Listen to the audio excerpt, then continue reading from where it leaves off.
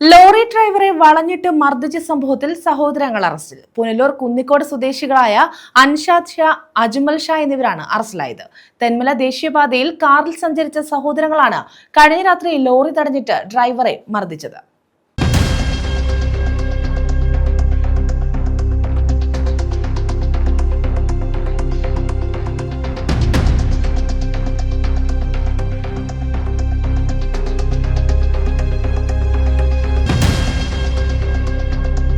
ഡ്രൈവറെ മർദ്ദിച്ച സംഭവത്തിൽ ആദ്യം കേസെടുക്കാൻ വിസമ്മതിച്ച പോലീസ് പിന്നീട് ഡ്രൈവറെ മർദ്ദിക്കുന്നതിന്റെ ദൃശ്യം സാമൂഹ്യ മാധ്യമങ്ങളിൽ പ്രചരിച്ചതോടെയാണ് നിയമ നടപടി ആരംഭിച്ചത്.